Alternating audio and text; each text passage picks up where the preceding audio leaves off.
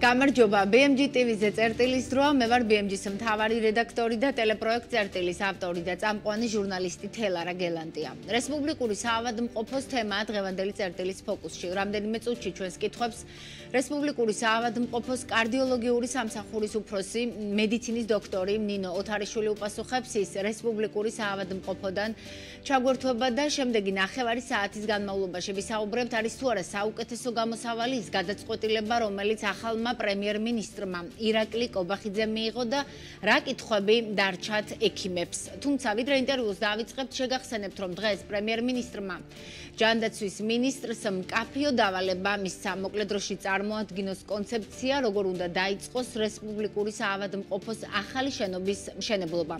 ხოლო იქამდე ვიდრე ახალი არ აშენდება, ასევე ახალი პრემიერის ნამდვილად უშუალო გადაწყვეტილებით შეჩერდება რესპუბლიკურ საავადმყოფოში დაწყებული რეორგანიზაციაც.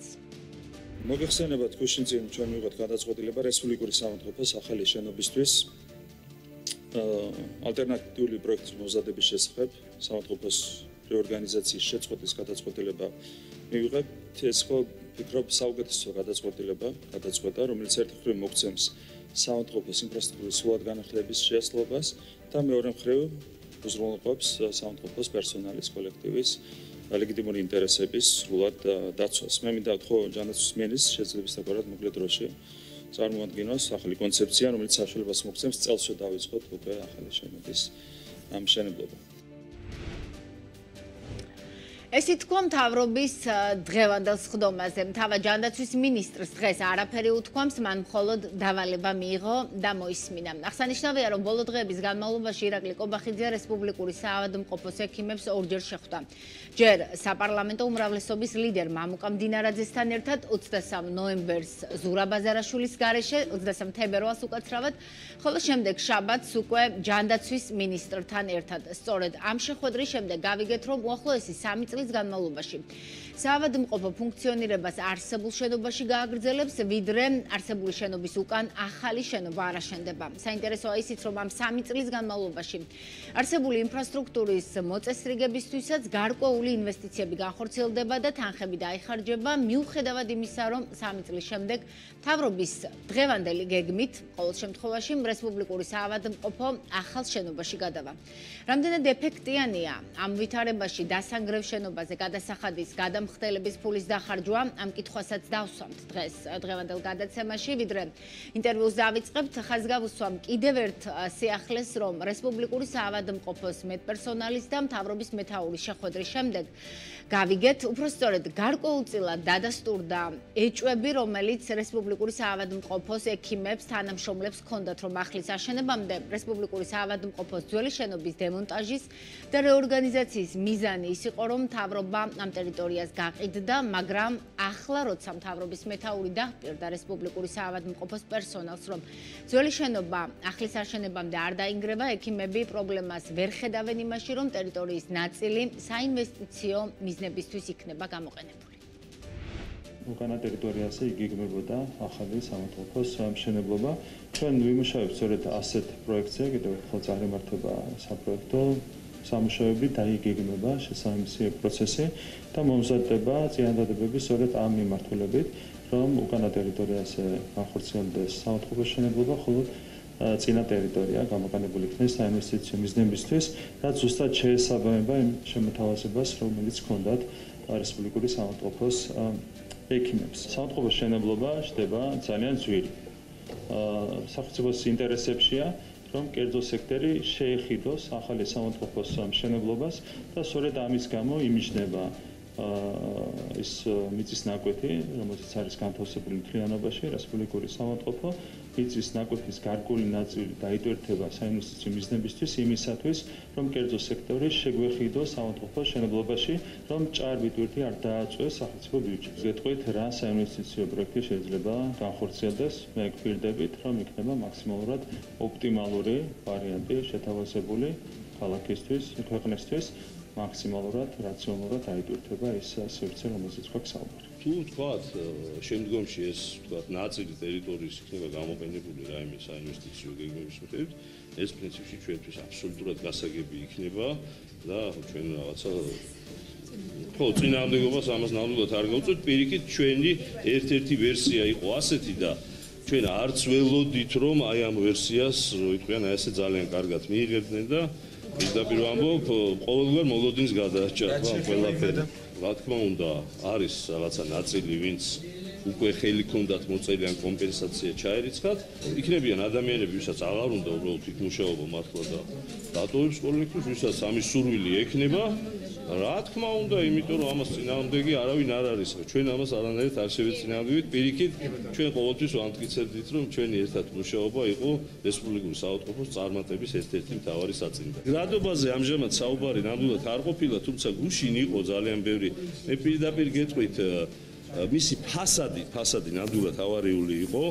ამ ფასადის ავარიულობამ გამოიწვია შესაბამისად გარკვეულად პროცესების დაჩქარება. მე შემიძლია ერთადერთი გითხრათ, რომ დღეს ყოველ შემთხვევაში მიდგომა და განწყობა არის ისეთი, რომ მოხდეს გაუმჯობესება იმ პირობებისა, რა პირობებშიც არის დღეს რესპუბლიკური საავადმყოფო და შემდგომში, თქვათ, როდესაც აშენდება ახალი სოფლიო სტანდარტებით გათვლილი საავადმყოფო, რაც აბსოლუტურად ყველასთვის გასახარი მომენტია, შემდგომში გავაგრძელებთ იქ მუშაობას და რაც მთავარია, რესპუბლიკურის მომსახურება არ მოაკლდება არც ქალაქს, არც ქვეყანას და არც ერთ პაციენტს. საინტერესოა, ასევე რა თქმა უნდა, რა ბედი ეწევათ რესპუბლიკური საავადმყოფოს 350-მდე თანამშრომელს, რომელთაც ჯანდაცვის სამინისტროს ინფორმაციით საკომპენსაციო პაკეტი უკვე არჩეული აქვთ და ზოგიერთ თანხაც ჩაერიცხა. რა თქმა უნდა, ამ კითხვასაც დავსვამთ და არა მარტო რესპუბლიკური საავადმყოფოს კარდიოლოგიური სამსახურის უფროსი ნინო ოთარიშვილი უკვე ხაზზეა რესპუბლიკური საავადმყოფოდან. საღამომშვიდობის ქალბატონო ნინო, ძალიან დიდი მადლობა, რომ გვიან საღამოს ხართ ჩვენი სტუმარი, არ დაგზარდით დღის ბოლოს. პირველ რიგში კითხავთ, თქვენ როგორ გგონიათ, როგორ მოახერხეთ ირაკლი კობახიძის დარწმუნება, რომ შეჩერდეს რეორგანიზაცია რესპუბლიკურ საავადმყოფოში, მინიმუმ ძველი შენობის დემონტაჟი გადაიდოს იქამდე, ვიდრე არსებულის უკან ახალი შენობა არ აშენდება. უფრო გულისყურით მოისმინა პრემიერმა თქვენი არგუმენტები, მათ შორის ექსპერტიზის დოკუმენტები, რომელიც როგორც ვიცით ამ შეხვედრებზე თან მიქონდათ ხოლმე, თუ უბრალოდ ჩათვალა ახალმა პრემიერმა თავის გუნდთან ერთად, რომ პოლიტიკურად ძალიან წამგებიან ომში შედიოდნენ რესპუბლიკური საავადმყოფოს თანამშრომლებთან და ხედავდნენ რა არაპირებდით დანებებას. საღამომშვიდობისა, მოგესალმებით.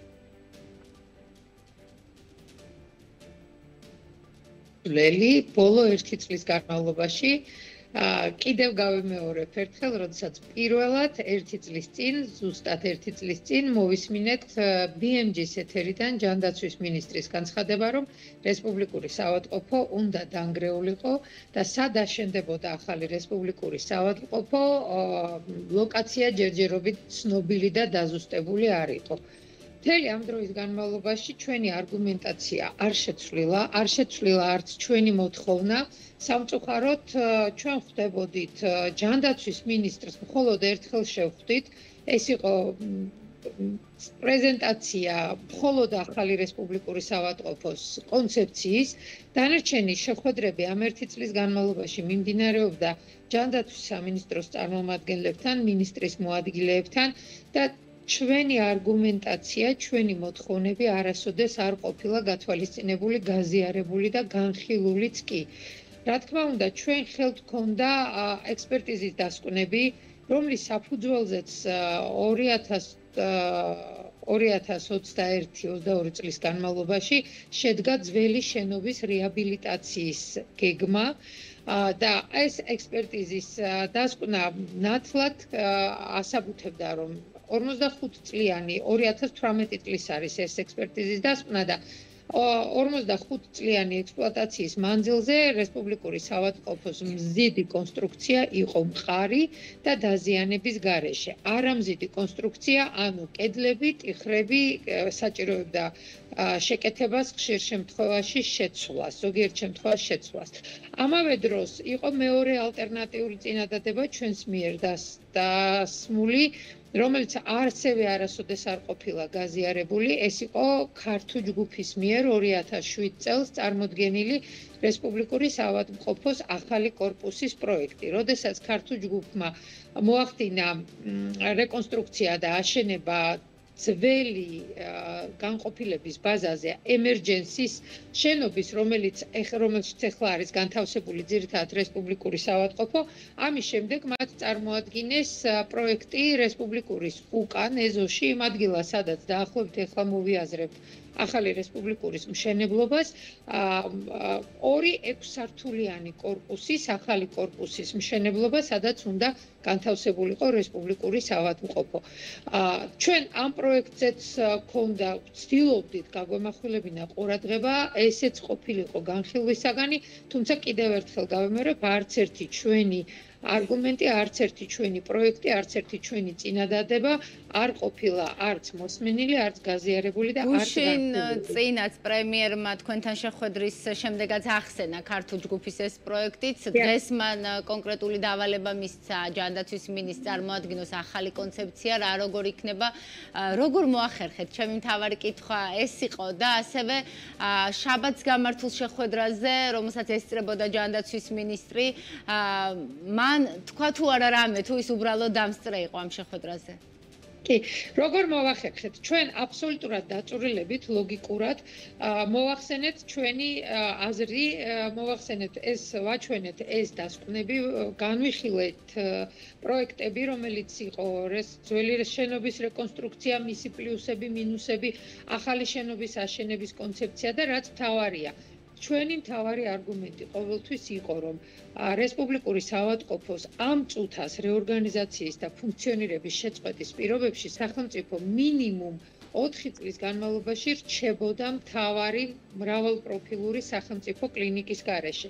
სახელმწიფო კლინიკის, რომელიც ყოველთვის უზრუნველყოფდა ჯანდაცვის სისტემის სტაბილიზაციას და ნებისმიერი გამოწვევა, რომელიც დგებოდა სახელმწიფოს წინაშე, ძალიან მობილურად ხდებოდა ჩვენი რესპუბლიკური საავადმყოფოს თანამშრომლების გადაწყვეტის და ძალიან სწრაფი რეაგირების მიზეზის და შედეგი. ასე რომ ეს არის მოდა ჯანდაცვის სამინისტროს ამ თვეების განმავლობაში? კი, ესეც ძალიან ბევრჯერ იყო ნათქვამი. ჩვენ რაც განვაცხადეთ, კიდევ ერთხელ ვიმეორებ. არა, ხომ ვერ არწმუნებდით, ეს იყო ჩემი კითხვა. ბატონო, ეს არის მოდა ჯანდაცვის სამინისტროს ამ თვეების განმავლობაში. ეს რაც განვიხილეთ პრემიერ-მინისტრთან, კიდევ ერთხელ ვიმეორებ, ეს იყო არაფერი არ იყო ახალი ისეთი თქმული, რომელიც არ იყო ნათქვამი მანამდე. რატომ გამოყვათ ამ ყველაფერში ახალი პრემიერი, როცა არც ძველი და არც ძველი და იგივე მინისტრი არ მოგყვებოდათ? მე ვფიქრობ, რომ ჯანდაცვის მინისტრმა რეალურად და ძალიან საღაც შეაფასა ნამდვილად ის პრობლემა, რომელიც შეიძლება დამდგარიყო ქართული პრემიერმა, ნამდვილად საღაც შეაფასა ის მდგომარეობა, რომელიც შეიძლება დამდგარიყო რესპუბლიკური საავადმყოფოს დახურვის პირობებში, ვინაიდან კრიზისი გარკვეული სერვისების კლინიკაში, ქალაქში და რესპუბლიკაში ზოგადად უკვე იგრძნობა, მაგალითად ეს შეეხება ინტენსიურის და რეანიმაციული საწოლებს და ამ დროს რესპუბლიკურ საავადმყოფოში დაიხურა ჯერ 45 საწოლიანი და შემდეგ 14 საწოლიანი რეანიმაციული განყოფილება. აბსოლუტურად დაირღვა მუშაობა კარდიოინტენსიური და ინტენსიური განყოფილებების, ვინაიდან ამ დროის განმავლობაში, განსაკუთრებით ბოლო 1 წლის განმავლობაში, ინფრასტრუქტურულად არაფერი არ შეცვლილა და პირიქით ხდებოდა გარკვეული ის, რაც ზიანდებოდა, შემდგომში აღარ კეთდებოდა, ის რაც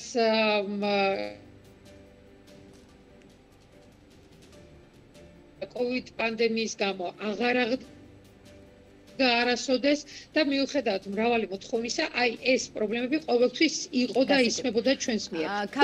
პრემიერმა ნამდვილად მოისმინა და ნამდვილად გაიაზრა ის პრობლემები და ის არგუმენტები, რომელიც ჩვენს მიერ ძალიან ლოგიკურად და დასაბუთებულად წარვადგინეთ და მე ვარ ძალიან მინდა გითხრათ, რომ ძალიან ბედნიერი, რომ შევძელით ჩვენი ხმა მიგვეწვდინა ადამიანისთვის, რომელმაც ეს ნამდვილად გაიგო.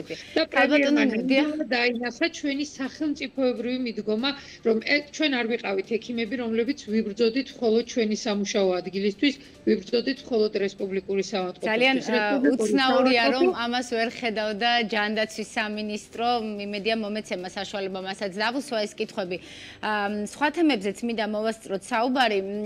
გუშინ წინდელ შეხვედრაზეც ახსენა პრემიერ-მინისტრმა და თქვენი კომენტარებიც გავრცელდა ამ შეხვედრის შემდეგ, რომ 3 წლის განმავლობაში, ვიდრე ძველ შენობაში ფუნქციონირებს რესპუბლიკური საავადმყოფო, მას დასჭირდება გარკვეული ინფრასტრუქტურული მოწესრიგება, მათ შორის იმისთვისაც, რომ 2025 წლისთვის რესპუბლიკურმაც შეძლოს საერთაშორისო აკრედიტაციის გავლა. სადაგზა ბევრი შიდა რეგულაციებით შემოდის კლინიკებისთვის. როგორ ფიქრობთ, აი ამ გადმოსახედიდან, როცა 3 წელიწადში ისევ უნდა დაინგრეს ეს შენობა, აი გადასახადების, გადამხდელების ფულის ხარჯვა იმაში, რაც რისი დემონტაჟით 3 წელიწადში მოხდება, რატომ შეიძლება ჩაითვალოს საუკეთესო გამოსავლად? თუ სხვა გზა არ არის? არა, სხვა გზა ნამდვილად არ არის, ვინაიდან ქალაქის ცენტრში ხრება ერთ-ერთი მძლავრი, საკმაოდ კვალიფიციური ექიმებით და პერსონალით დაკომპლექტებული კლინიკა და ამ შემთხვევაში პირველ რიგში ზარალდება პაციენტი, პირველ რიგში ზარალდება მოსახლეობა. გასათვალისწინებელია ისიც, რომ რესპუბლიკური საავადმყოფოს ბაზაზე ყველაზე მეტი პრობლემა ექმნება გეგმიური ჰემოდიალიზით მოსარგებლე პაციენტებს. ეს არის ერთ-ერთი პირველი და ყველაზე დიდი გეგმიური ჰემოდიალიზის განყოფილება ქალაქის ცენტრში, რომელიც 3 წლში ემსახურება 100-მდე პაციენტს, რომლებიც წლებია სარგებლობენ და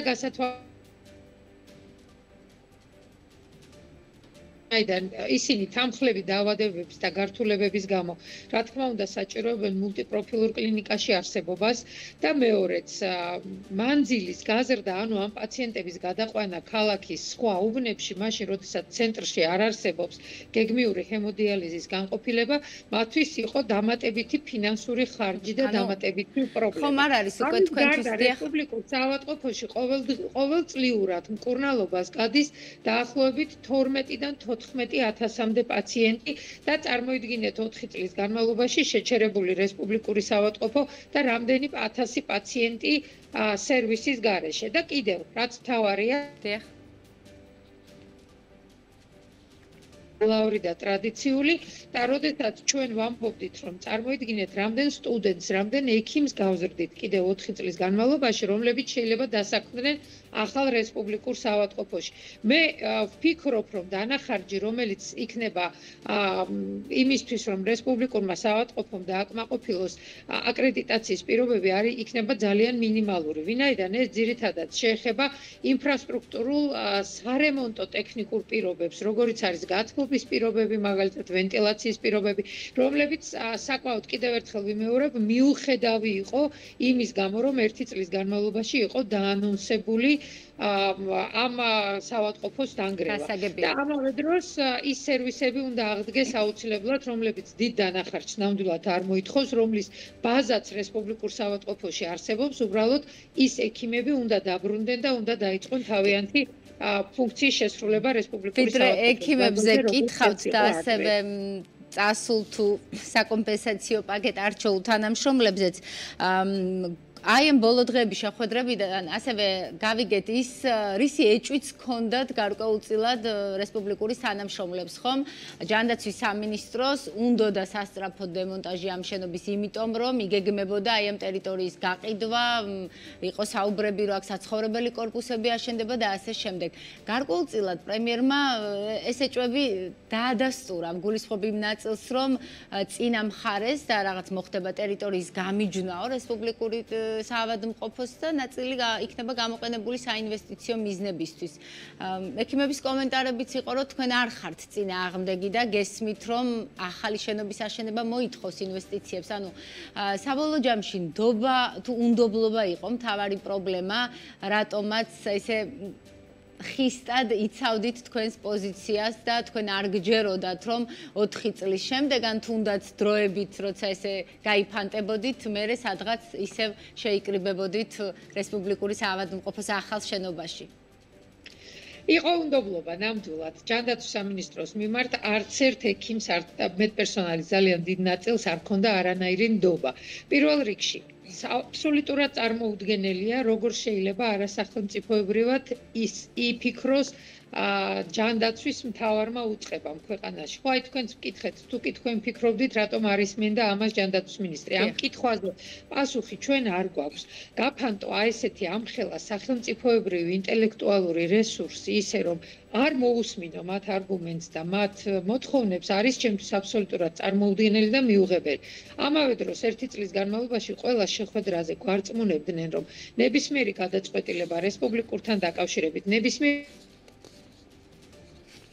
კურსავარყოფასთან დაკავშირებით იქნებოდა ჩვენთან ერთად დაწვრილებით განხილული და იქ ყველა გადაწყვეტილება მიღებული იქნებოდა ჯანდაცვის სამინისტროსა და ჩვენი ანუ მედპერსონალის ჩართულობით და შეთანხმებით. სამწუხაროდ ყველა ეს შეპირება, ყველა ეს გადაწყვეტილება და შეთანხმება დაირღვა მრავალგზის ჯანდაცვის სამინისტროს მიერ და რაც მთავარია დამოკიდებულება ექიმების მიმართ, დამოკიდებულება მედპერსონალის მიმართ, როდესაც აბსოლუტურად არც ერთ კითხვაზე პასუხი არ ქონდა, არც ერთ არგუმენტზე არ ქონდა არგუმენტირებული პასუხი და ვისმენდით მხოლოდ შეურაცხყოფელ განცხადებებს ჩვენი მისამართით იყო რა თქმა უნდა ჩვენთვის ძალიან მიუღებელი. მოკლედ, წინა ტერიტორიის გამოყენება საინვესტიციოდ პრობლემას არ წარმოადგენს თქვენთვის, რომ ასე ვთქვათ, გაიყოთ. აბსოლუტურად გასაგებია, ნამდვილად გასაგებია, რომ ასეთი დიდი ფართი სერიოზული ინვესტიციას მოითხოვს. ხო, არის ძალიან ბევრი.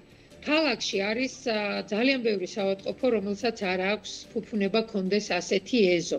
რა თქმა უნდა, კორპუსი, რომელიც აშენდება, მისასვლელი იქნება ეს სხვადასხვა ინფრასტრუქტურული და კომუნიკაციური ნაგებობები. რა თქმა უნდა, გარკვეულ ტერიტორიაზე ეს განთავსდება და ძალიან სასარგებლოა და კარგი იქნება, რომ ეს იქნება სამედიცინო უნივერსიტეტის ახლოს და გააგრძელებს ფუნქციონირებას ისევე როგორც კლინიკა და როგორც უნივერსიტეტის სასწავლო ბაზა. ამავე დროს ტერიტორია, რომელიც იქნება გამოუსადეგარი, ასე ვიტყოდი, რესპუბლიკური საავადმყოფოსთვის, შეიძლება გამოყენებული იქნეს საინვესტიციო მიზნებისთვის და მე იმედს გამოვთქვამ და ძალიან დიდი სურვილი მაქვს, რომ ის შენობა, რომელსაც დღეს რესპუბლიკური საავადმყოფო ქვია, ის შენობა, რომელიც არის მყარი და ეს არაერთ გზის დაადასტურა ექსპერტიზის დასკვნამაც და ბატონმა პრემიერმაც თავის გამოსვლაშიც მრავალჯერ გაუსვა ხაზი, რომ შენობა არის მდგრადი, არ დაინგრევა და ნამდვილად გამოყენებული იქნება, შეიძლება არასამედიცინო, მაგრამ ძალიან სასარგებლო მიზნებისთვის, რომელიც ჩვენი ქალაქისთვის ნამდვილად იქნება წარმატებული და სასარგებლო. ძალიან ცოტა დრო გრჩება და ასევე მინდა კითხოთ თანამშრომლებზე, ხშირად უსვამდით ამ დღეების განმავლობაში ცხას, რომ თავარი აქტივი რესპუბლიკური საავადმყოფოსი არის თანამშრომლები, ექიმები და ძალიან ცუდი იქნებოდა მათი გაფანტვა, როგორც ამას სამინისტრო გთავაზობდათ, ხო, საქართველოს სხვადასხვა რეგიონში, სხვადასხვა კლინიკებში დასაქმებას და მეორე ვარიანტი იყო საკომპენსაციო პაკეტის არჩევა, რომელიც ამავე სამინისტროს ინფორმაციით წინა კვირის 350 ადამიანი იყო უკვე თანახმა. ხომ არ გქონიათ პრემიერთან შეხვედრის შემდეგ ამ ადამიანებთან ურთიერთობა, სულ ამბობდით, რომ მათ აიძულებდნენ აი ამ პაკეტზე ხელის მოწერას და ამ პირობების მიღებას, ისინი აპირებენ უკან დაბრუნებას, ზოგ ჩაერიცხა უკვე საკომპენსაციო პაკეტიო, მათთან მიმართებით რა მოხდება? კი, 350-ზე მეტმა ადამიანმა დაწერაო განცხადება და დაეთანხმა კომპენსაციებს. აქედან მინდა ვთქვა, რომ 250 თანამშრომელი რესპუბლიკური 650-იან კოლექტივში არის ადმინისტრაციის წარმომადგენელი, ასევე გასათვალისწინებელი არის ტექნიკური პერსონალი, რომელიც ასევე დაითანხმეს კომპენსაციის ჩარიცხვაზე. უბრალოდ იყო ძალიან ფორსირება და ძალიან ფსიქოლოგიური ზეწოლა ვიტყოდი, როდესაც ეუბნებოდნენ თანამშრომლებს, რომ ეს შენობა მაინც უნდა დაინგრეს და რატომ კარგავთ ამ თანხას, სარჩელი არის წაღებული სასამართლოში, შეჩერდება ეს ბრძანებულება და სანამ ბრძანებულება გაჩერდება, დროზე მოაწერეთ ხელი კომპენსაციას და მიიღეთ თანხა და აბსოლუტურად გაუგებარი იყო ჩვენთვის, როდესაც გამოცხადებული იყო რესპუბლიკური საავადმყოფოს რეორგანიზაცია და წყდებოდა მისი ყველა ერთეულის ფუნქციონირება, რეალურად ეს იყო ლიკვიდაცია და თანამშრომლების დათხოვნა, რატომ უნდა დაგვეწერათ თანამშრომლებს, რომ ჩვენი სურვილით წვეთდით კონტრაქტს რესპუბლიკურ საავადმყოფოსთან და მხოლოდ ამის შემდეგ ქონდა უფლება აგვერჩია პაკეტი 167 ექიმისთვის, რომელიც რესპუბლიკურ საავადმყოფოში არის დასაქმებული, ეს აღმოჩნდა აბსოლუტურად მიუღებელი და მხოლოდ ერთეულებმა მოაწერეს ხელი კომპენსაციას. ადამიანები ძალიან ბევრი საშუალო და მცირე საუბრობდით ამ თემაზე და გუშინ განსაკუთრებით და დღესაც ბევრი საუბარი იყო, ბევრი მათგანი თანახმა დაბრუნდეს რესპუბლიკურ საავადმყოფოში და გააგრძელოს მუშაობა რესპუბლიკურ საავადმყოფოში. ძალიან ბევრ ადამიანს არ აქვს აღებული კომპენსაცია, მიუხედავად იმისა, რომ განცხადებები დაწერილი აქვს, ბევრს ჩაერიცხა, მაგრამ დიდ უმრავლესობას აღებული არ აქვს კომპენსაცია, ვინაიდან მათ გამოიჩინეს პროფესიონალური ვალდებულება, პასუხისმგებლობა და გააგრძელეს მუშაობა რესპუბლიკური საავადმყოფოს დახურვამდე, ანუ 5 მარტამდე, როდესაც ოფიციალურად იყო დახურვა დაანონსებული. შესაბამისად, ამ ადამიანებს დღემდე არ აქვთ ჩარიცხული კომპენსაცია და ბევრი მათგანი აპირებს, რომ გააგრძელოს თანამშრომლობა რესპუბლიკურ საავადმყოფოსთან. უბრალოდ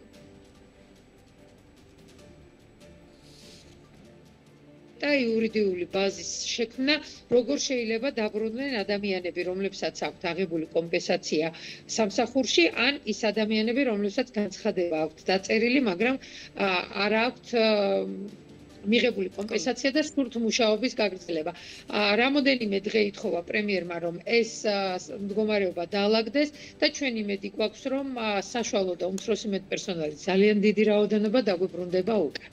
ძალიან კარგი, აუცილებლად მოვიკითხავთ საბოლოოდ რამდენი ადამიანი გააგრძელებს ძველებურად ისევ რესპუბლიკურ საავადმყოფოში მუშაობას. ძალიან ცოტა დრო გრჩება ქალბატონო ნინო და აი ამ ბრძოლა შეიძლება ითქვას ჯანდაცვის სამინისტრო და მეორე მხარეს რესპუბლიკური საავადმყოფო, ერთ-ერთი სპიკერი თუ შეიძლება ასე ითქვას, მათ ლიდერი მედიასთანაც ვინც საუბრობდით იყავით თქვენ და ბევრი წელი ამ სისტემაში ხართ, ბევრი რეფორმა მიდის განსაკუთრებით ბოლო წლებში ჯანდაცვის სამინისტროს მიერ, ყველაფერი კეთდება პაციენტების სახელით, რომ მოქალაქეებმა მიიღონ უკეთესი და უკეთესი სამედიცინო სერვისები, მაგრამ სულ არის ხოლმე კრიტიკა ჯანდაცვის სამინისტროს მისამართით სამედიცინო სექტორის მხრიდან.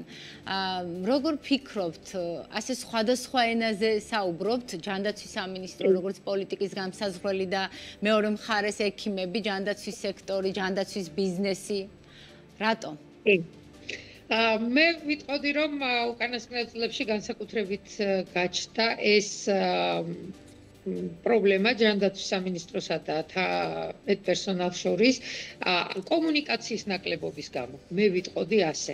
იმიტომ რომ ნებისმიერი რეფორმა, ნებისმიერი გადაწყვეტილება, რომელიც უნდა მიიღოს ჯანდაცვის სამინისტრომ, პოლიტიკა მისი უნდა განისაზღვროს პირველ რიგში დარგის სპეციალისტებთან, ჯანდაცვის სპეციალისტებთან, სხვადასხვა სამედიცინო საზოგადოებებთან კონსულტაციის და მოლაპარაკებების შედეგად. წარმოუდგენელია აბსოლუტურად ერთპიროვნული გადაწყვეტილებები, როდესაც ასე სწრაფად და დინამიურად იცვლება განსაკუთრებით სამედიცინო სფეროში მოთხოვნები, მდგომარეობები, ახალი გამოწვევები ჩნდება, იგივე COVID პანდემიამაც დაგვანახა ეს, რომ ძალიან დიდი მნიშვნელობა აქვს მობილურობას ჯანდაცვის სისტემის და ყოველი რეფორმა, რა თქმა უნდა, შეთანხმებული უნდა იყოს და გავლილი უნდა იყოს კონსულტაციები დარგის სპეციალისტებთან და თანამშრომლებთან, სამედიცინო საზოგადოებებთან. ამის გარეშე წარმოუდგენელია უბრალოდ რომელიმე რეფორმის ან პოლიტიკის წარმატება. და ზუსტად აი ეს კომუნიკაცია აკლია თანამედროვე ჯანდაცვის სამინისტროს მე მხოლოდ ხისტი აი ასეთი გადაწყვეტილებებით ამის დრო წავიდა უკვე ნამდვილად წავიდა და როდესაც კონსენსუსით მიიღწევა გადაწყვეტილება, რა თქმა უნდა, ის თავიდანვე უკვე განწირულია ბრჭყალებში წარმატებისთვის და მხოლოდ მოსახლეობისთვის და პაციენტისთვის სარგებლის მომტანი შეიძლება იყოს. აი ჩვენ ვახსენეთ ახლა დაინგრა რესპუბლიკური საავადმყოფო, რომელშიც 1 წლის განმავლობაში ინფრასტრუქტურა არ გამოსწორებულა, წავიდნენ ადამიანები, აი ამ ბოლო 1 თვის განმავლობაში გაჩერდა სერვისები, რომელიც დააკლდა ჩვენ პაციენტებს და ახლა იმის გამო რომ შედგა როგორც იქნა ეს კომუნიკაცია, როგორც იქნა ჩვენი ხმა გაიგო ადამიანმა, რომელმაც ადეკვატური გადაწყვეტილება მიიღო, ისევ გვიჭევს თანხის დახარჯვა და ამ სამედიცინო ინტელექტუალური რესურსის შემოკრება ისევ უკან. მაშინ, როდესაც დავკარგეთ სრულად 1 წელი, აბსოლუტურად რა სჭირდება? არანაირი შედეგი არ გქონდა. ყველაზე მეტად რა სჭირდება ჯანდაცვის სექტორს, ასე ვიტყოდი, განვითარებისთვის? სულ 2 წინადადები თუ შეგიძლიათ გითხრათ და უნდა დავასრულოთ გადაცემა. ორიენტირება პაციენტზე და ექიმზე. თანამედროვე ტექნოლოგიებზე, რაც მთავარია. წერტილი რას უნდა დაესვას ამ ქვეყანაში ზოგადად? რა უნდა დასრულდეს? ნამდვილად ეს არის წერტილი. არის მოდა თქვენი ხმა თუ შეგიძლიათ გაიმეოროთ. წერტილი უნდა დაესვას ხის ცალსახად ერთპიროვნულად მიღებულ გადაწყვეტილებებს. ეს არის ნამდვილად წერტილი, საიდანაც მერე შეიძლება ამომავალი წერტილები გაჩნდეს. წარმატებები, ქალბატონო ნინო, მადლობა თქვენი დროისთვის. წერტილი დღეს ამით დასრულებულია. ჩვენს კითხვებს პასუხობდა რესპუბლიკური საავადმყოფოს კარდიოლოგიური სამსახურის უფროსი ნინო ოთარიშვილი. საუბრობდით რესპუბლიკური საავადმყოფოს თემაზე. ხვალ დგემშტობებით.